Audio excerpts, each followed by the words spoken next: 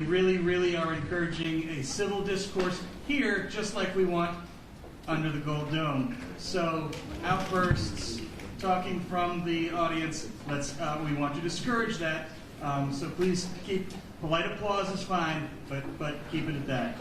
And with that, I will turn it over to our moderators to start our last and final session. I also want to recognize really quick, there's one city council alderwoman who is unopposed, and unfortunately we don't get to hear from her because she's not running in a race, and that is Bernetta Lanier. So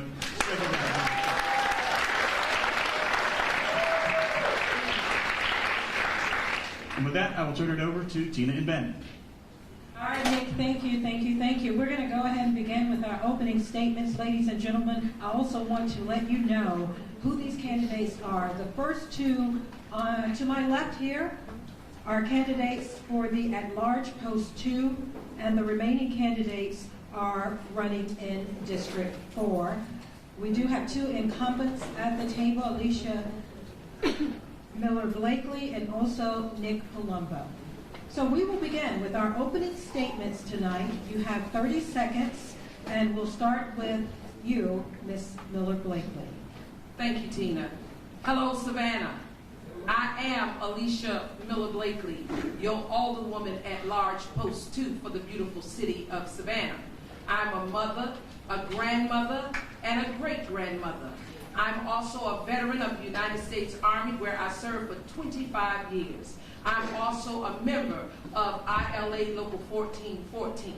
In 2019, I received more votes than anybody in the election.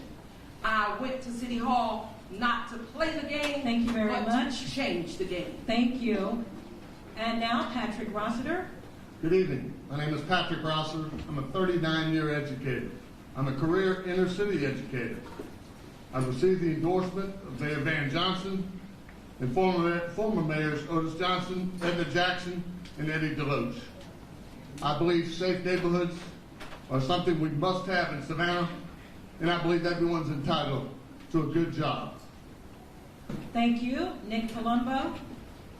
Thank you, Tina.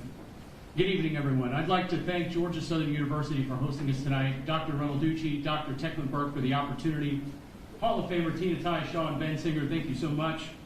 Ladies and gentlemen, I came here to serve the people of Savannah, chew bubblegum, and I'm all out of bubblegum.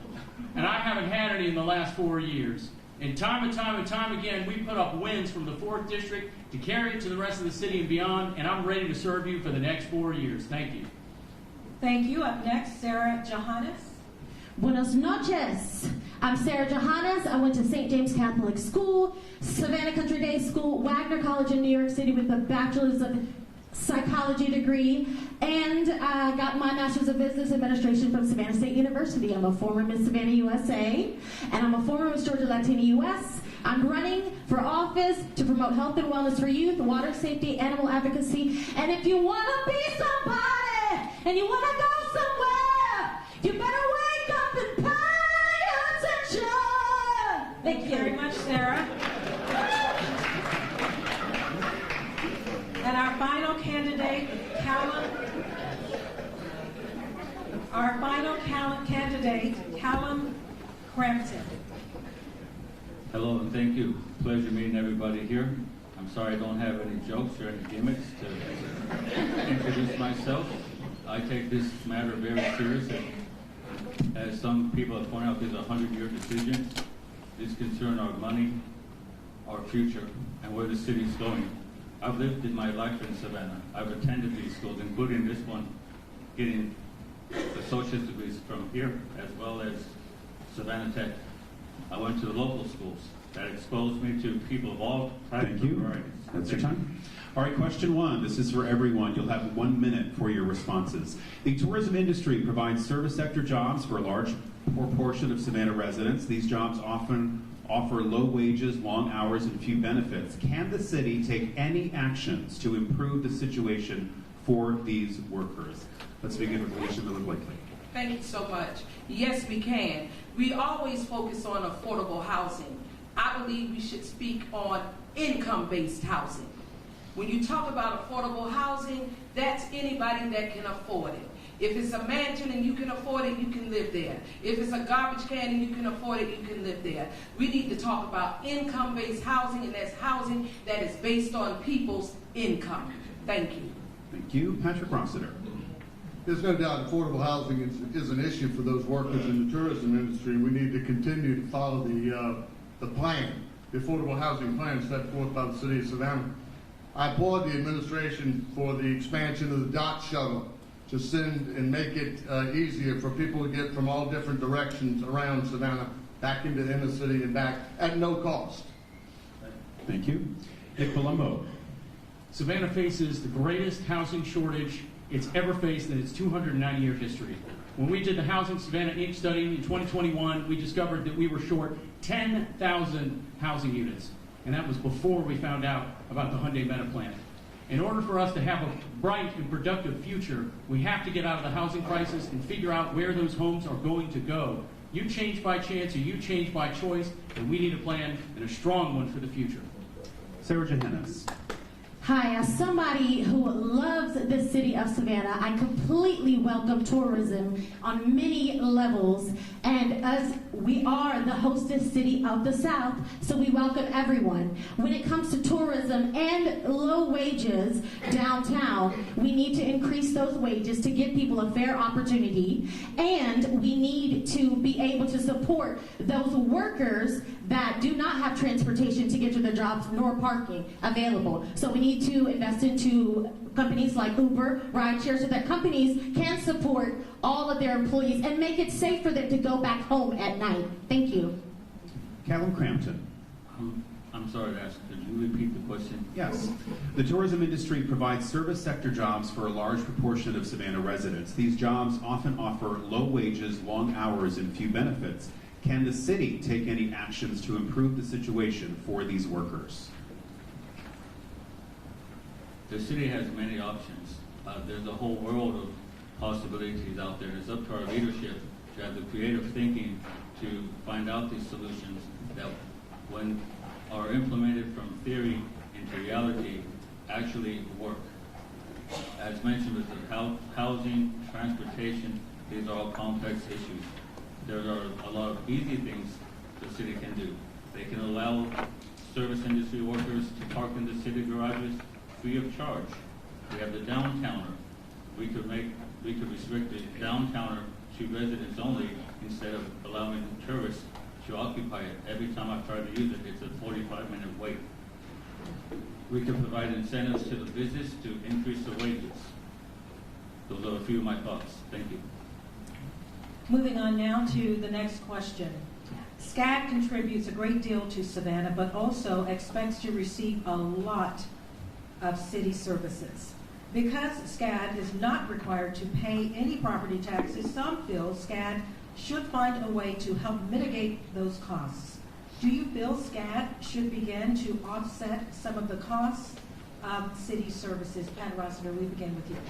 Thank you very much. First of all, I congratulate SCAD on the outstanding job they've done over the years here. They've taken downtown and just done some wonderful things with it. Unfortunately, given the federal and state laws, property taxes are not something that they're subject to. I would say that there's no question they should do right, and do right means providing some sort of service in lieu of taxes. And there could be a number, I've heard several kicked around. But there's no doubt that they have a role to play, and they should be funding something in lieu of those taxes. Thank you. Nick Palumbo. Thank you so much. Savannah's future is going to be built by building bridges, not burning them down. We need partnerships and strong ones in all-hands situation to build that future together. Not only will I have asked the Savannah College of Art and Design to team up with Team Savannah and build a world-class public safety center 24/7 that we need for our city too, and make them pay for it. Thank you. Sara Jahannes. Thank you. Yes, SCAD contributes so much to Savannah, and I'm happy to welcome many international students and many creative types, as I am a singer myself. My mother went to SCAD and my cousin went to SCAD, so I do believe that everybody should pay to taxes to contribute. We all have to contribute. Every single person has to contribute. And if we're not able to get that specific tax fee for SCAD, we can at least utilize the talent that they have in architecture and to give more to the arts in our community, or help us with the architecture when it comes to affordable housing and our homelessness problem that's very severe, with 1,300 women in a shelter right now who are homeless. Thank you. I look forward to working with you, SCAD. Calum, Crampton. As pointed out, SCAD is a very successful nonprofit organization. For a nonprofit that's gone from one building to having over $1.5 billion in assets in the Savannah city. SCAD is just as dependent on Savannah as it is vice versa. This is a two-way street, as been stated, and everybody in here pays their way. They go to lunch, they pay for the lunch. SCAD should pay for what it consumes, and for far too long, it's been getting a free ride. And it's time for that to change. And that's where my skills in negotiation and bringing agreement amongst two parties, even when they don't have an agreement, that is in the best interest of everybody involved, that's where I supersede my competition. Thank you. Thank you. And now your thoughts, Alicia Miller-Blakely. Thank you. SCAD contributes, but not enough. 166 buildings that they have here where they don't pay taxes. Since 1984, nobody has come to SCAD and come up with a plan to give something in lieu of taxes. We need to have the conversations. We need to do negotiations. SCAD needs to pay the way they weigh. Thank you. Thank you, candidates. The next question. What can the city do to mitigate gentrification? We begin with Nick Palumbo. Thank you. That's a great question. I don't think it's a coincidence that we had a demographic shift of 10,000 residents in the last census, and our housing shortage is 10,000 housing units. We need to plan for the future, and that means not putting housing somewhere else or in somebody else's neighborhood. We're all going to have to pull in the same direction together. For us to truly tackle the issue of displacement, we have to address this record housing shortage. The Hyundai Meta plant isn't even open yet. Gulfstream's opened up 2 new production lines with a 10-year waiting list on private airplanes. We need to plan for the future and that incredible explosive growth that we're going to see over the next couple of years. And it comes from a great plan working the building and development process to get it out the door in the right way to protect neighborhoods. Sara Jahannes. Thank you. The city can mitigate gentrification by, 1, honoring historic preservation first. This city is founded on so many, actually on the backs of slaves. So if we understand that first, then we understand where we can go. So there are many places that need to be honored in this country, in this city. Very first, we need to honor historic preservation. And we have to vote for our people before we vote for development that only benefits the 1% or wealthy or people who don't desperately need it. At this point, there are people in my District 4 that are entitled to food, shelter, and clothing, and we can fundamentally give those constituents that first. Before we build and grow up, we have to grow out and know where we came from first. Thank you. The land doesn't know who owns it. Calum Crampton. Thank you. Gentrification is happening very rapidly in our city, particularly in the 4th district with neighborhoods such as RC Park, Parkside, continuing on south, pretty much everywhere, seeing significant percentages of increase in the value. This puts a cost on to the quality of life and the cost of living for each of these residents in the forms of higher taxes, higher payments. Everything seems to be paying up. We need a sophisticated thinking, a sophisticated plan. We can address the tax issues. The current council voted to, in essence, raise taxes because they get to say they lowered or didn't change the millage rate, but they didn't change it to the lower of the options. They took the higher of the options. So while he says that we lowered taxes, that's not true. They raised taxes. That's your time. Thank you. Alicia Miller-Blakely. let's be honest. Gentrification is by design. If you look at South Carolina, it used to be 90% black. Now it's less than 9% black. If you look at Hilton Head, South Carolina, it used to be 90% black. Now it's less than 9% black. On the courthouse steps yesterday, 175 properties were sold on the courthouse steps in the marginalized community of Carver Village, Cloverdale, and West Savannah. Gentrification is here. The only thing we can do is slow it up and educate our residents and let them know exactly what's going on, how it's going on, and how we can stop it. Thank you. Patrick Rossiter. Courthouse sales did not begin yesterday. They've been going on for years and years and years. The 10,000 house shortage in Savannah is driving gentrification. That shortage is causing problems. Home ownership is the best way for an individual to build wealth. So I'll tell you this, we need to try to get the city's affordable plan off paper and in so it'll work for the citizens of Savannah and get them into affordable housing and move forward, all the citizens, build wealth. Thank you. This next question is specific to District 4 candidates. District 4 is one of the lowest lying districts in the city. What will you do to ensure that floodwaters do not overwhelm your district during major storms? Sara Jahannes, we will begin with you. Yes, thank you. I believe that we are below sea level. We are the lowest lying district, District 4. And as I grew up on Durin Drive, I do remember walking with no shoes in these floods. As a child, it was fun. When you're an adult, it's really not that fun. You have to go to work.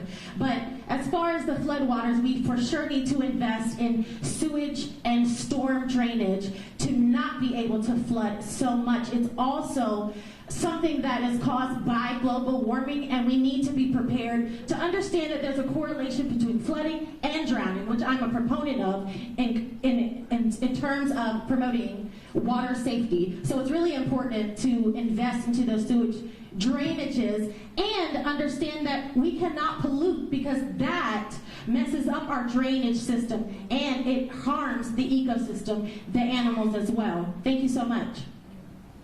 Calum Crampton. Thank you. I'm going to piggyback. As an environmentalist, as a student here, I implemented a recycling program. I've been a lifelong environmentalist, and I'll bring that environmental concern to the city of Savannah and its policies. Far too many policies, I see no discussion about the effect that policy will have environmentally. There's no consideration. Take, for example, this Vision Zero, which is a noble idea, but there's no discussion on the environmental impact it will have. We should do our best to minimize our impact on global warming. On the short side, neighborhoods like RC Park have drainage projects in place. The city has been actively working on this for years. I think at least 10 years ago, they dug up my parents' street and improved the drainage. Another idea I have is these key areas such as Reynolds, some known spots that always have problems. Dig a small hole for the water to go into there. They don't need to go Thank you very much. We are moving on now. Nick Palumbo. Thank you, Tina. For 290 years in our city's history, Savannah didn't have a dedicated stormwater fund. Well, today it does, and I was honored to lead this council at the last budget in the creation of the dedicated stormwater fund to finally fix the flooding, not just for the 4th District, but for citywide, to have a data-driven process that's not political. No, that it goes where it's needed the most. We started this year with a $7 million fund to address anemic conditions citywide, stormwater pumps that hadn't seen attention in 40 years. But we need to do much, much more. Stay tuned. Thank you, candidates. The next question. What will it take to get our police force fully staffed? And what are you prepared to do to get us there? We begin with Calum Crampton. This topic's been very much on my mind. I recently posted on my own initiative seeking information and feedback from the police force and those that may have left. I got feedback citing pay as well as other concerns. since I'm not on the city council and the government, I don't have full access to all the information. But I have a strong suspicion that because our men and women in uniform are good and noble people, that they have interests aside from just the bottom line of how much they are paid. I'm not convinced it's simply a dollar amount and that paying more money.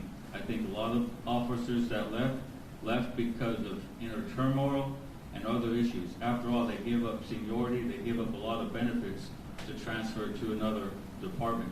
I would actively seek to understand why they left and make those corrections, which would include pay increases, but as well as maintaining morale and respect, and that That's your time. to go home safe. Thank you. Alicia Miller-Blakely.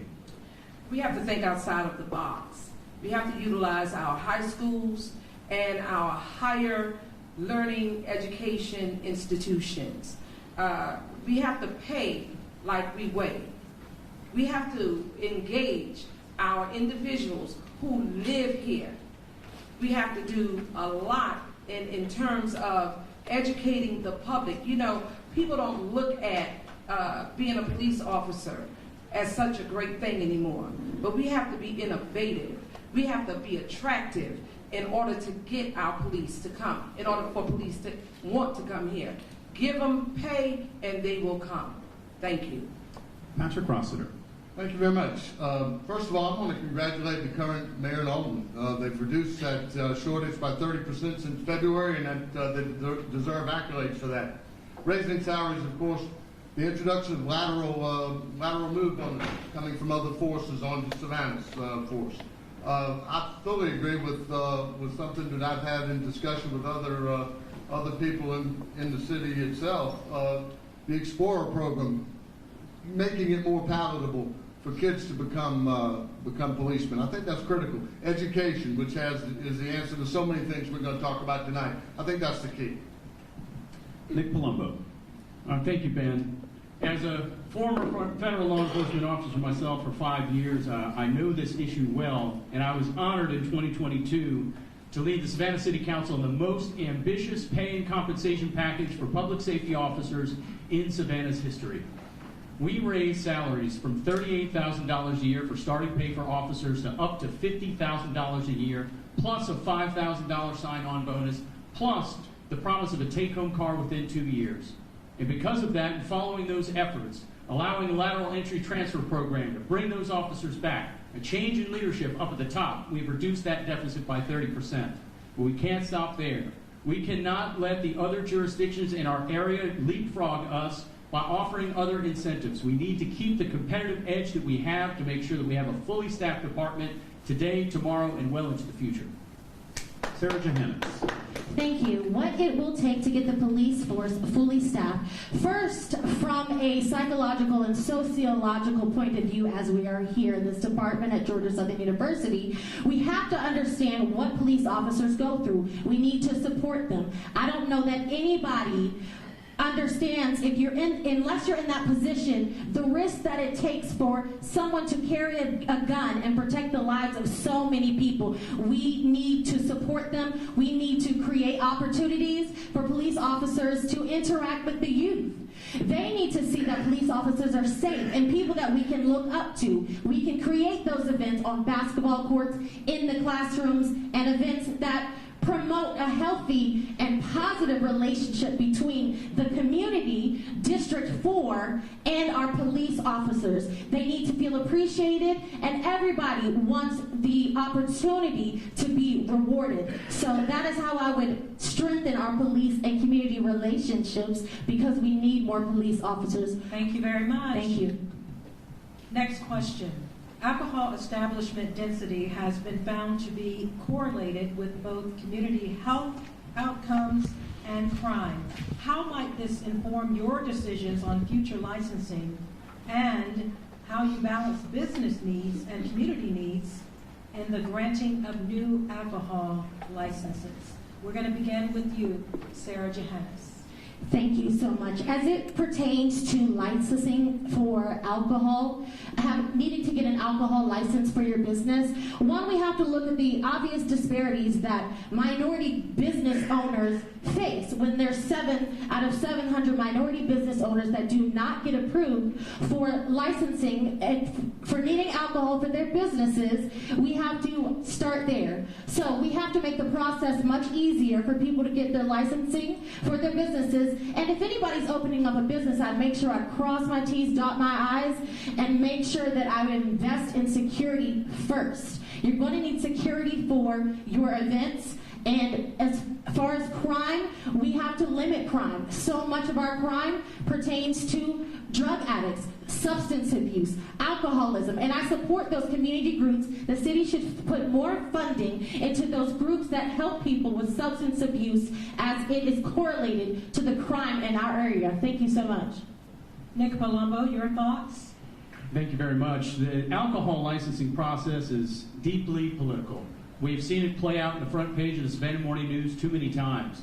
We need a more directed process that's based on an informed approach to help the council in its judgment to make the right decision. Too many times we get up there and sling mud at each other when we don't like what the other person's saying. We need to keep the people in mind for every decision.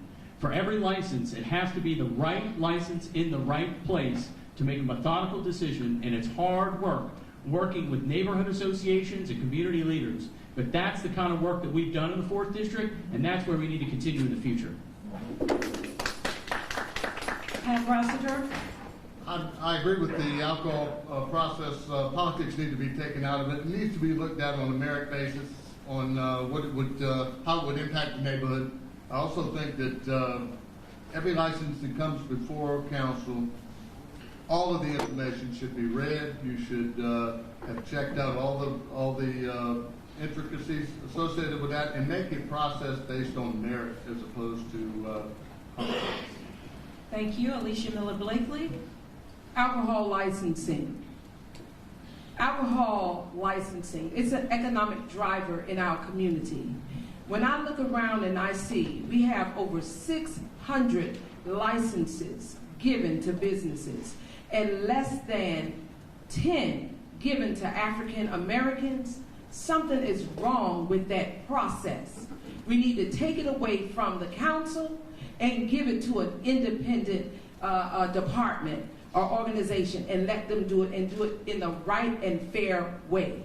When you look at that, it is a disparity and it's not fair. We just need to do it in a different way. I can go on about it, but this is not the time. Thank you. Calum, Crampton?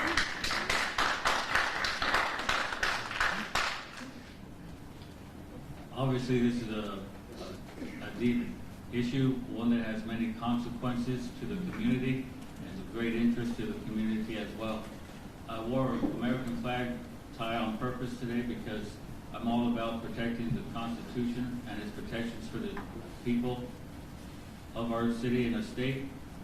And the people involved in alcohol licenses on both sides have their rights. And we need a process that is fair and equitable to all sides.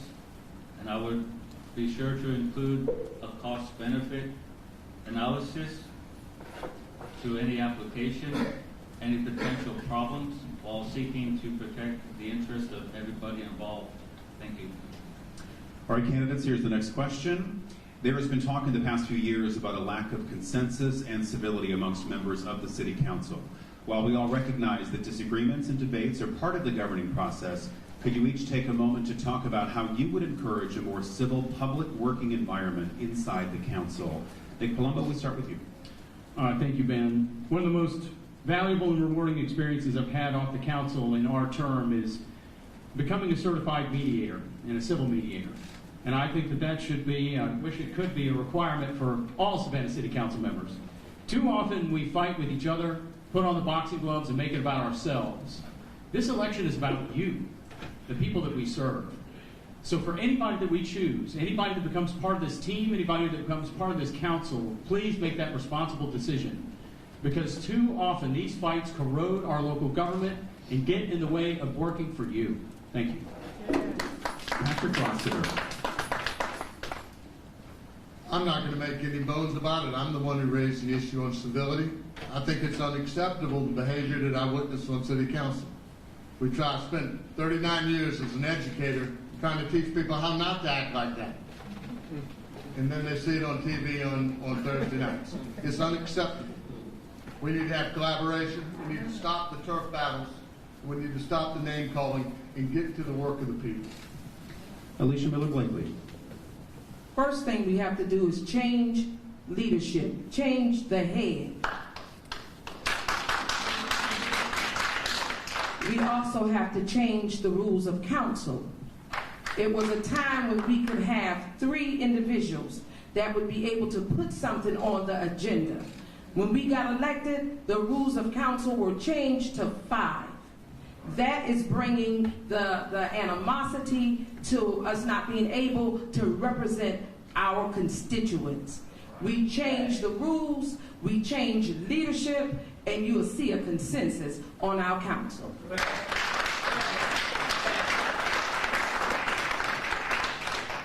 Calum Crampton.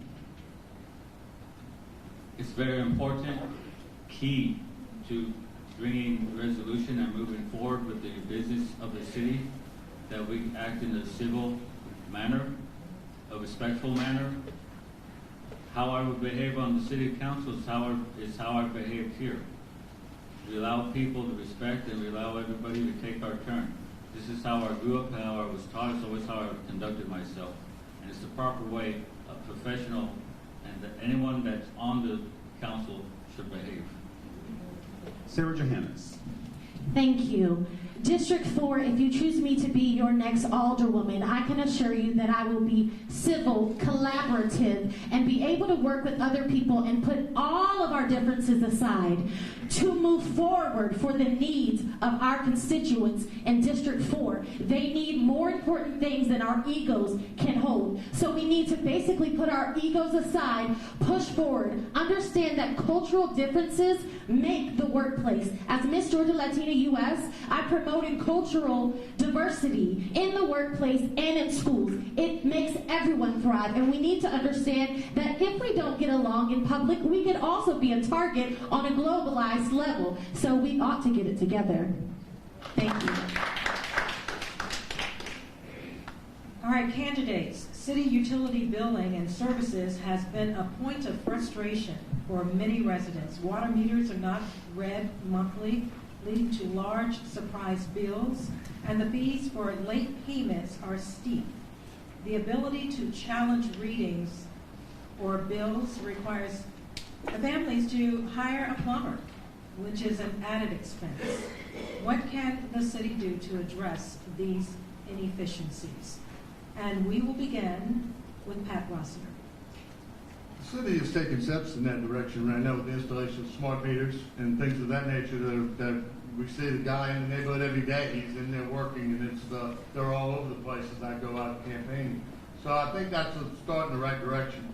We're on a 2-month cycle with billing. Maybe that can change, but that would double your costs associated with that. I think we need to make sure that we do any and everything we can to work with our citizens. If they have any issues concerning the bill, I think they need to take it up there. If they don't get satisfaction, then they can come to us, and that's what our job is, to serve the citizens. Alicia Miller-Blakely. Thank you. We need to do department readjustment. There was a time when we didn't have these issues. When they implemented new programs into the department, that's when everything went awry.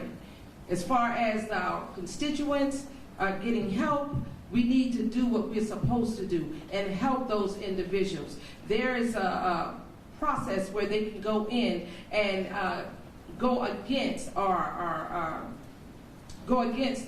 water bill.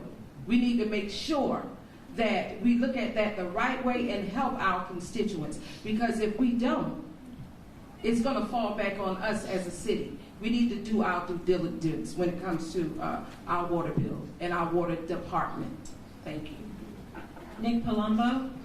Thank you so much. The city is currently amidst a technological revolution, which I fully support.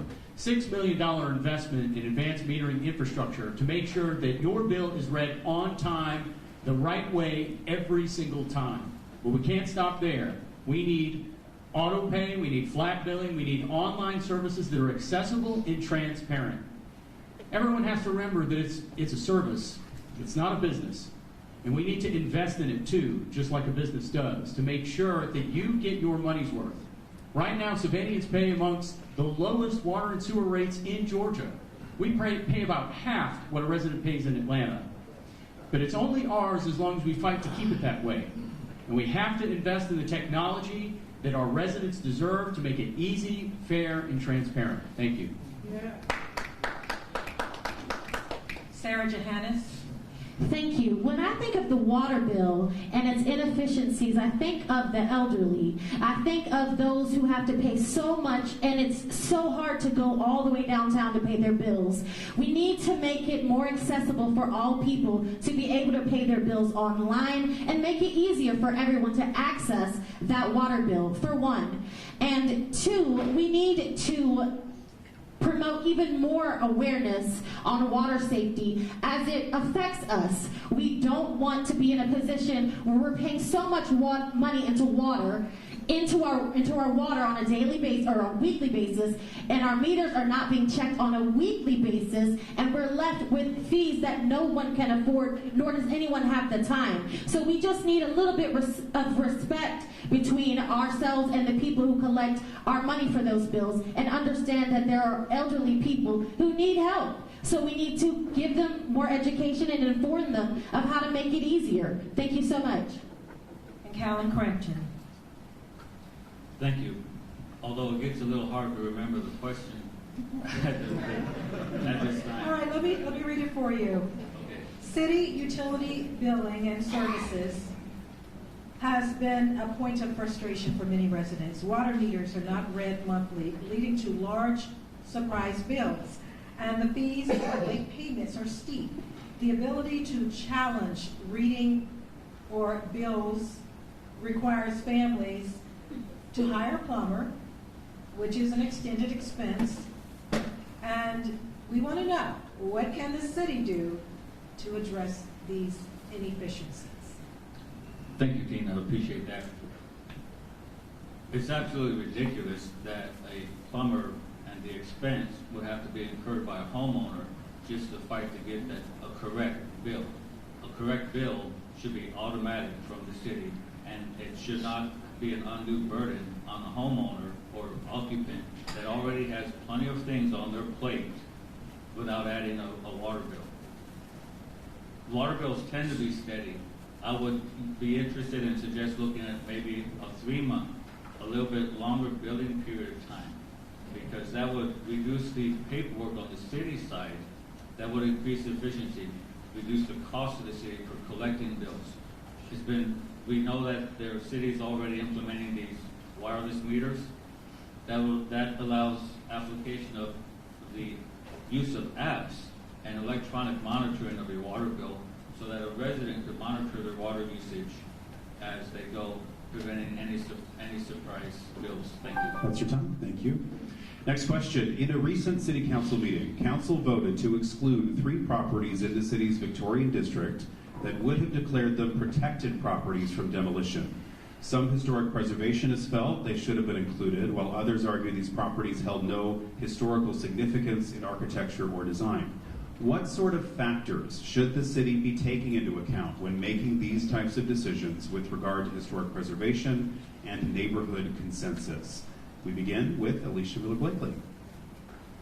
You're talking about a building that was constructed in 1888 that they want to destroy. You're talking about 2 buildings on Whitaker Street that they want to demolish to put up a 3-story high-rise. You have the conservation individuals that said, no, we don't want to do that. Well, that's an African-American building, a historic building that they're willing to destroy. And it's so sad that our council, a supermajority African-American council, voted to destroy our history. Calum, Crampton. I'm in agreement there. My father is an archaeologist. He retired from the U.S. Army Corps of Engineers. I have a first-hand experience with historic preservation, having worked at the Owens Thomas House, numerous other projects. It's a topic near and dear to my heart. our current incumbent has voted for this, as well as voting for other projects. This shows a disregard for people of other points of view and for the history. We are based on our history. That's what attracts the tourism that we have discussed so much. People come to see. We don't need another new construction that's oversized on the park, creating more traffic problems, more safety problems for the city. When we only have things one time, and once they're destroyed, we don't get them back. And we need to respect the history of this city. Thank you. Sara Jahannes. Thank you. When it comes to voting for the 3 properties in the Victorian district to be demolished, I think it's so sad that people come to see our charm, and that I think the city needs to see this as an idea as for each individual person.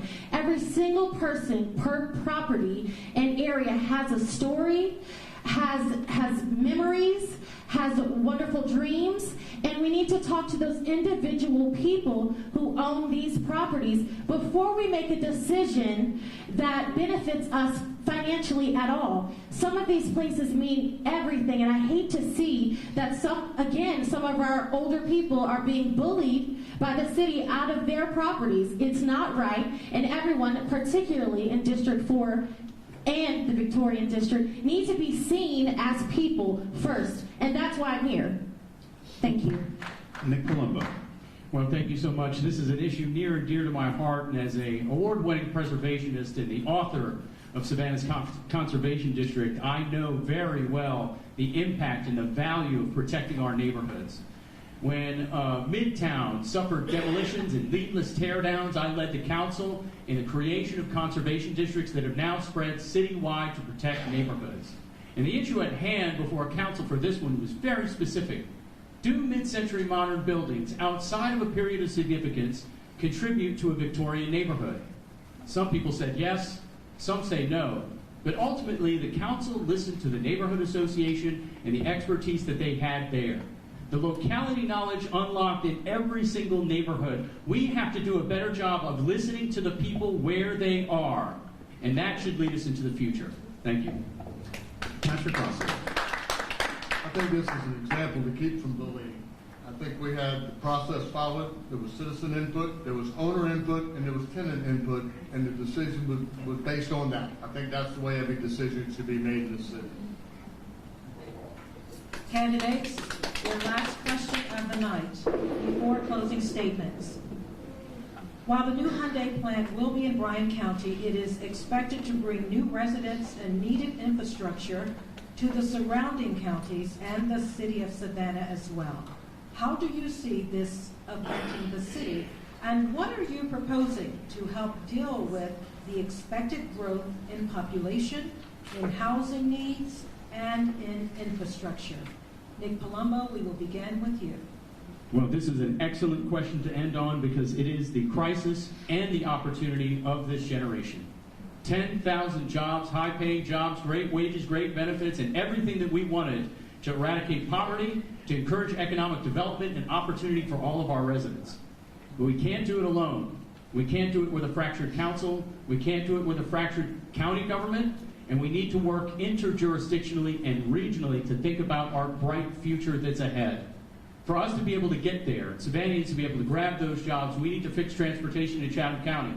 We need to make sure that you can ride a bus anywhere that you need to be in our county, because today that you can't. We need to make sure our roadways, our infrastructure are done safely so that people can get their destination without having to die on city streets. And we need housing. Right now we're short 10,000 housing units and the plant's not open yet. And remember, that's just the beginning. You change by chance or you change by choice, and it's time to move ahead to a brighter future for our city. Thank you.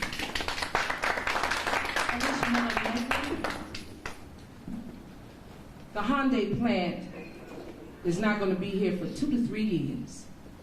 We need to be focused on jobs and housing now. We need to talk about income-based housing, and we need to talk about training for our young people so that when the jobs do open with the Hyundai plant, they will be able to achieve them and reach them. Thank you. Sara Jahannes.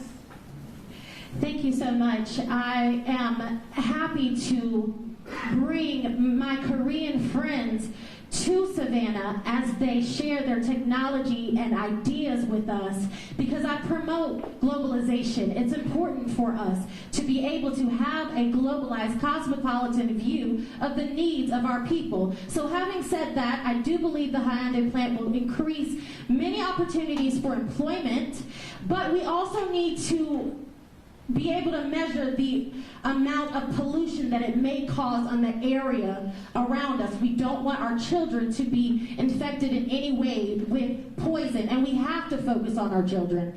Safety first, safety first. Unfortunately, with 4 deaths, not just in Savannah's Hyundai plant, but in Alabama for the Hyundai plant, we have got to prioritize safety first. No one should die or get killed on the job. But I think that the city should support their efforts and technology moving forward, and I certainly welcome them. Thank you so much.